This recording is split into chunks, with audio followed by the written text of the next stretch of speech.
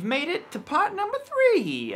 Ho, phase 3 at last. So if you're looking at this video and wondering, what is this guy talking about? For some reason, you might have missed part 1 and 2. Don't worry, I have those linked down below for you. And make sure you download all 3 of the fretboard decoder worksheets. So, like I said, we're on to phase 3. Let's talk about what we did in phase number 2 real quick. So basically, that one was all about expanding within the scale that we already had. So not adding more notes just for the sake of adding more notes. We want to really kind of harness and get down what we already had on the fingerboard. So we took our scales, we skipped strings, we added more melodic sequencing to it. We also had you playing all the way up here as well to kind of get you used to these, closer frets and stuff like that. So there was a lot going on in part number 2. If you don't have that down quite yet, make sure you kind of work your way through that worksheet and then hop on over here because we're going to be expanding again off of that stuff and introducing some new concepts. And we are actually expanding and reducing all at the same time in this video. So let's go ahead and jump into this one. So the first part that we're going to do is we're going to take our scale, which we've pretty much stayed here essentially,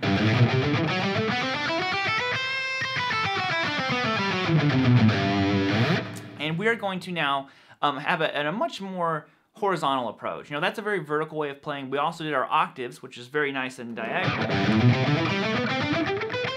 But now we're going to take our scale and take all 7 notes that we've been playing of the major scale and play them only on 2 strings. So if you want to go through these, you can figure out what each note is and make sure that I'm not lying to you, but I wouldn't do that. So we're going to go like this.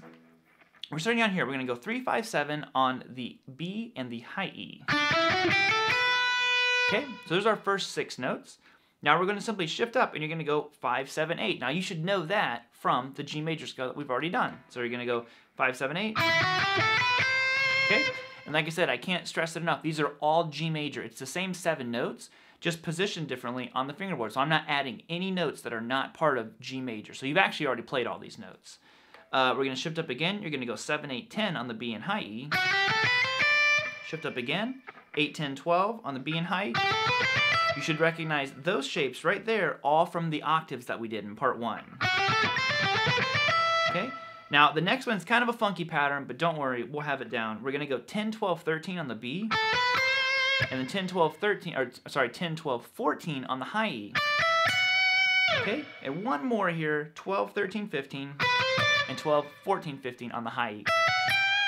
All together, that one would go like this.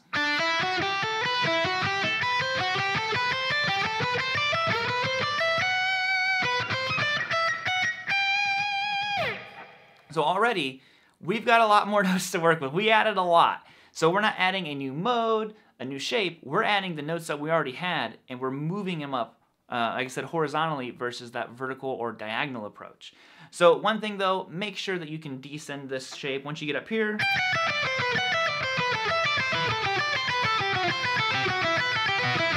We never want to forget to do that. It's very crucial that we have that because, like I mentioned before, it's all about creating these paths and avenues through the fingerboard where we're comfortable, where thinking about it is second nature. We're playing, that's what we want. So once you get comfortable with that, we are going to kind of leave that where it is for now. So get just used to it. I know it's a new area, a new concept, so I don't want to just pile stuff onto that right away. Make sure you get that under your fingers. So let's hop back over to our good old major scale real quick. Across all 6 strings like what we had been doing. So far we've basically been using all the notes all the time. And this was a huge changing moment for me. Again, it might seem obvious to some players, but as you kind of progress through this stuff, you find little things that are light bulb moments for you. And that's what we really want. We want you to be experiencing these moments where you're just like, hey, I didn't think about that. Because, I learned the scale and I thought I had to play the whole scale all the time. That was just my approach, my knowledge at the time to how I was to use this piece of music theory, which was the scale. So what I soon figured out is, well, you don't have to play all the notes, and it sounds pretty cool when you don't play all the notes. So what we have is this. So we're going to be going.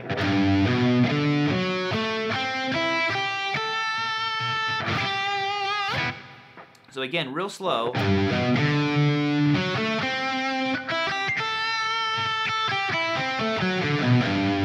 It has a completely different sound. To me, this sounds very arpeggiated. It sounds like these 6-string arpeggios, and it's really not, and it's surprisingly not that difficult once you get the concept under your fingers. So what am I doing exactly? Well, I start on the low E string and I go from 3rd fret on the low E and I reach all the way up to 7th fret, which I'm moving up a 3rd. We're not going to worry so much about that right now, but I'm going to go 3 to 7. So I skipped the 5. Already now, there's more space between those notes. To me, it kind of gives the notes more room to breathe. You know, you're not filling in all the gaps all of a sudden. We're having these little areas where there's more space. Now again, instead of going to 3rd fret on the A string, I go to 5th fret. Another 3rd. So now I'm going to go to the D string, which is going to be 4, and then 7. Again, I'm skipping, you know, key notes out of this. Now here I actually shift up with my pointer finger and play 5 on the G. This just kind of is setting me up for the next part. So, okay. Now I'm going to go to 5 and 8 on the B, and then 5 on the high E string. And then I resolve it to 8 if I want to end it here. Of course, you know we're going to have to descend it. Oh, you thought you were getting out of that. Yeah, I did too, actually. No. So here we go. So we're going like this. I'm sorry. So we have that going on now. So very different from what we had been doing before. So make sure whenever you're descending it, you go real slow, because descending always has given me more trouble. And I know a lot of players seem to either favor ascending or descending. So if one of them gives you more trouble, just really slow down and make sure that your movements are very precise and you're not hitting any extra unwanted notes. So if we were to descend that, I'm going to go to the B string, 8 to 5. Then you're going to go to 5 on the G. So you kind of have to roll your index finger up. So you go, okay. Now I'm going to use my pinky and go to 7 on the D, then 4. Then I go to 5 on the A. Then I go to 7 on the low E, and 3 on the low E. It's the same notes that we just played, but now we're descending. So, and like I said, to me, it doesn't even sound like a scale anymore. I love the way that arpeggiated sound goes, and once you get into other modes, you can apply this to all of them. This is just the major scale. So think of like how many possibilities this opens up for us to play through the scales. You can use it in your octave, which we will be hearing in just a minute. All right, so we kind of established that sometimes less notes is a good thing. We don't need to use all of them all the time. But now we're going to be using all the notes. We're going back to that. And we're going back to our 2-string idea. So like I said, I didn't want to pile too much on that 2-string concept because it was initially new. But now that you've got it down, we are going to be moving on to that. And we're going to take something that I had done before of skipping shapes. Now, what I'm calling this is breaking out of the box, breaking down the barriers of stuff. Because what happens is a lot of people associate, you know, getting stuck in a box with the pentatonic scale, because they are in boxes and you get used to kind of, you know, playing single areas, then you move to another area, something like that, and it's very boxy. But there's actually boxes in a lot of stuff that we play. You're to play your scales in one pattern all the time. And never dictate from that. Always the same pattern, same rhythm, all that kind of stuff. You're essentially putting yourself in a box because you are familiarizing yourself with this pattern, always following this one, always following this one, always following this one, and so on. And you kind of see where I'm going with this now. And the same goes with anything. So how are we going to break out of that box? Well, what you have to do is you have to skip around and get where certain patterns are not following each other all the time. So we did this one.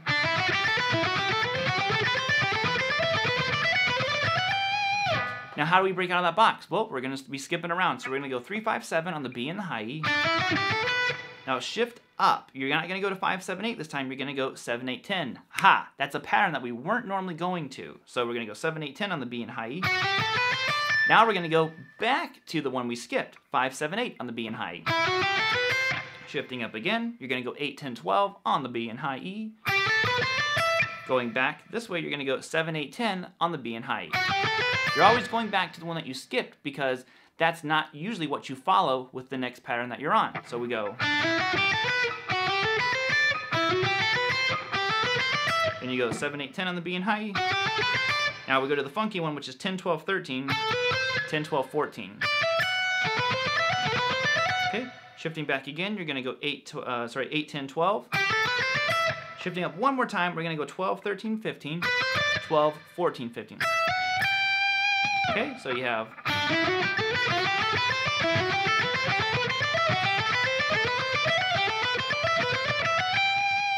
And there you have a way of breaking out of the box. And you can obviously, you know, extend this even more, because once you do that so much, that's going to put you in a box, and you just need to be kind of like ever evolving and expanding the way that we're thinking about stuff. And that's what this whole concept is about. Because once you start doing that stuff, the music side of it really starts rolling. It starts kind of clicking for you, and you're like, oh, but I could do this. And that's when it gets exciting. That's whenever I get excited talking about it. And it makes so much sense to kind of go about it this way, because then you're creating music, and that's what the whole guitar thing is about, you know? So there's nothing more kind of like exciting than just creating your own piece of music. So let's go ahead and we're going to keep going with this one, because now we're going to be combining these ideas together in one final monster mamma jamma of a lick. So essentially we're going to take the idea of less is more. Sorry, Gibson, didn't mean to steal your logo. And we're going to go like this, and we're going to use octaves, which is referencing what we've been doing before, and we're going to use this horizontal way of playing. All right, so you're going to go 3 to 7 on the low E string. Then you're going to go to 5 on the A. Now you shift up an octave, so we're going to go 5 to 9 on the D, and then 7 on the G. So already that movement might seem strange, so if that gives you trouble, sit there and work on that.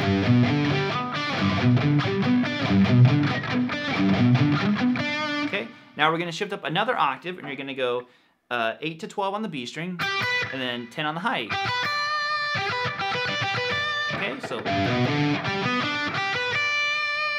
now we're kind of like out of notes, but we're not, because we extended our scale. So we're going to go like this. So from that last one, I'm going to go 10 to 13 on the B to 12 on the high string. Shifting up again, I'm going to go 12, 15 on the B, 14 on the high string, then I go to 15. So I have. And now we've utilized so many different areas, and it's so musical. I love that. I could go through the whole scale that way.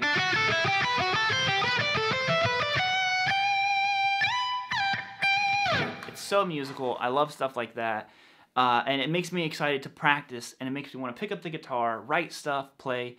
And that's really what it all comes down to. And the more we can kind of make sense of the fingerboard, the easier that stuff all becomes. So, you know, take your time with this stuff, kind of build your way through it.